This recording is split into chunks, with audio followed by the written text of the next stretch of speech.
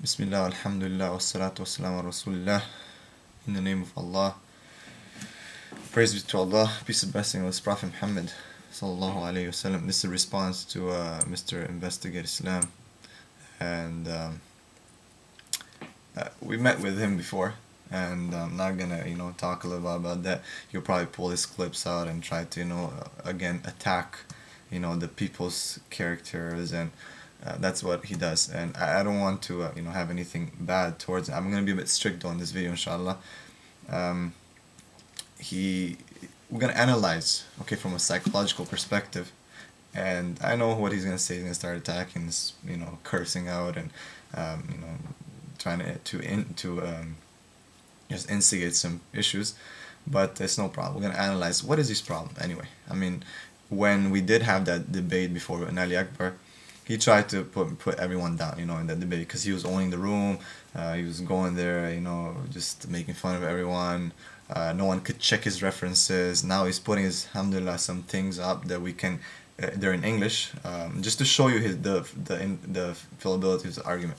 When we did go to the Arabic, and I did brought Sheikh Muhammad in, he never responded to our video. I mean, that rebuttal to his video, he never. I mean, it's been months, and he never. And we invite him for a nice, discussion where he makes a video, we respond. We make a video, he responds. Never accepted it. Never went through it. Because the only way he can win is when he makes fun of people, when he's in his, territory, on his pal talk, and that's the only way it works for him. So today we're just going to analyze one of his arguments, never been a true believer, you God said. And we're just going to find his flaws. I mean, what's wrong with this guy anyway? First of all, he doesn't know how to read English properly.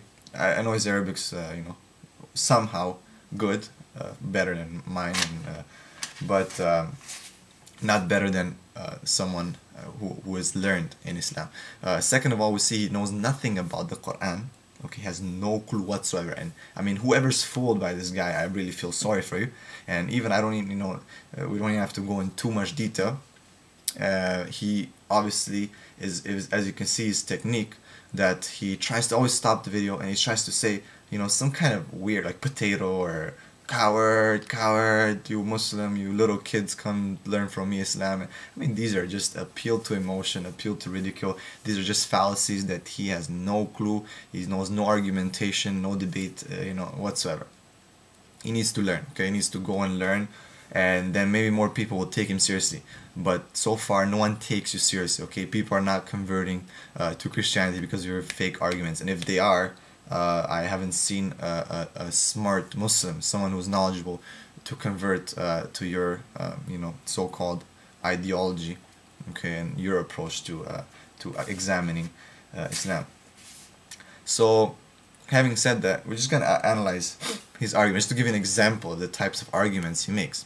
The brother here said a few things. Listen and learn, Mr. Investigate. First, معصومين في تبليغ الوحي means they are inerrant and infallible in communicating the revelation or the inspiration of Allah. Just wait. Just to show you that you do not know anything about your religion. What you said to me now here. First. Okay. What you said to me in here is very wrong, and you. Then he quotes, again, what did the brother say? That they're infallible in communicating the revelation of Allah. Then he goes into saying that, oh, how come Allah corrupted the Injil and the Torah? He didn't say that the Injil and the Torah is infallible. He said the prophets themselves, when they communicate, do you understand what it means? When they communicate the message, they will not fail in communicating that message. Simple as that. Do you understand what that means? It didn't say, stop twisting the argument. It didn't say that the Injil is corrupt. It didn't say, that the Injil is infallible or that the Torah is infallible. The prophets, in terms of communicating the message of Allah, they're infallible. Then he starts quoting the incident that's mentioned by Aguilam, okay? And he's quoting Ibn Hisham. And he's trying to say, Ibn Ishaq, sorry, and he's trying to say that this is the Quran. He even says that this is, I'll show you from your book, okay? And then he goes to quote from Surah Najm, but there's no proof in Surah Najm that this ever happened. Okay, so he's mixing some tafsir, not even tafsir, I mean this is a historical thing, okay, from Ibn Hisham, mentioned by Tabari, okay, excited out by Ibn Ishaq, which was the editor of Ibn Hisham, and debated, okay, not in terms of reliability, in terms of historical reliability, not in terms of as a hadith, okay, it's not a hadith as Bukhari or Muslim in terms of isnad and of reliability, okay, it's something debated whether this happened. And we're gonna, I already have on my Jibril K, you'll find the refuting the satanic verses. Watch that video, but I'll explain it again. Easily refutable. He says that people prostrated, okay, when they reached those verses. He says that, you know, your prophet prostrated, he was let's read the verses, okay, Surah Najm, okay, this is verse 19. So have you considered Al-Lat and Al-Uzza and Manat, the third, the other one? Is the male for you and for him the female? Then this is an unjust division.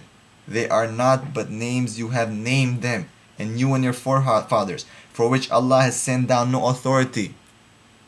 They follow not except assumption and what their souls desire, and there has already come from them, from their Lord, true guidance before. So I mean, look at that. You're saying that Prophet Muhammad and everyone prostrated, but yet the refutation of this claim is in the next verses. So if you would have recited, and we know the prostration, if you go till the end of the Quran, I mean of the Surah Najm, you'll find why they prostrated. Okay, what did they prostrate? Because the last verse says, so prostrate to Allah and worship Him. It's a order of sujood, and that's where the people made sujood. Actually, the other version, okay, what people don't know, suppose, and again, a history thing, okay, that people were so affected by the verses, Surah Najm, that everyone prostrated when that verse came to prostrate and worship Allah. It's not saying prostrate and worship Allah and Al-Uzza. It's not saying prostrate and worship idols.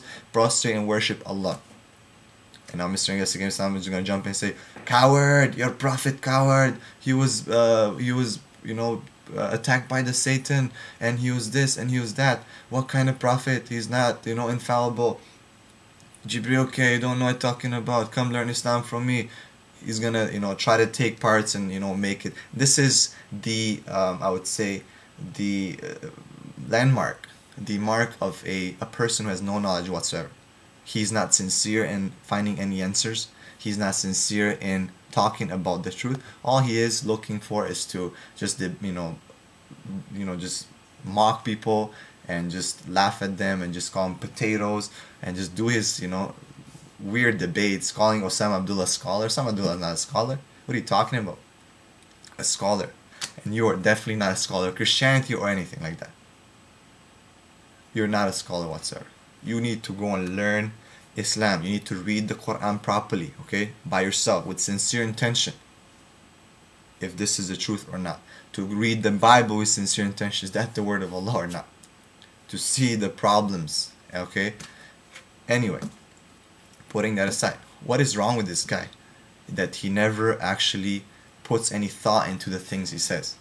All he has to do is laugh, mock, scream at people, make them, put him down. Have his nice gadgets, capturing different things, his resources there, trying to put Muslims down, calling them kids. He's got, I'm sorry, I don't want to, really attack anyone, but I'm really coming to understand that he's got some problems. He hates Muslims so much that he's blinded. Summun bukmun umyun fahum la yarjaun. Okay, as Allah subhanahu wa ta'ala says in the Quran. Deaf, dumb, and blind. And this is not an attack to you. I'm just quoting the verse. You're not seeing. You're quoting stuff. You're not seeing what you're saying. You're quoting, saying that this is your book. I'm going to prove to you from the Quran. And you're giving us tafsir. And it's tafsir, that's debated. It's tafsir that has no proof from the Quran. Okay, because you don't understand what the word tafsir is. You don't understand what the fiqh of tafsir is, the scholarship of tafsir. You don't understand what hadith means, what's the reliability, what's the isnad, how scholars look at these things. You don't understand. That, for you guys, you hear something in the Bible, you hear something from your priests, or you believe it right away, it must be the truth. This is our